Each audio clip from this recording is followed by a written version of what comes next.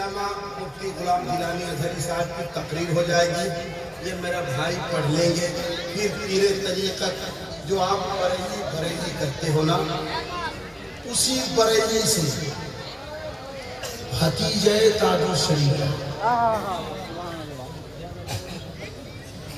हजरत अल्लामा मौलाना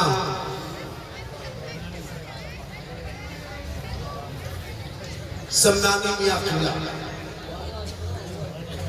अल-मारूफ इमरान रजा खान साहब अल-मारूफ समनानी मियां मेंबरे नात पे जलवागर होंगे तो मैं सुनाऊंगा, ये है सुन्नियों का नारा आला हजरत है हमारा। सुभान अल्लाह सुभान अल्लाह। चलो मैं सुनाऊंगा, लेकिन एक मतलब एक शेर अल्लामा गुलाम गिलानी अजहरी साहब का हुक्म हुआ है, सिर्फ एक मतलब एक शेर।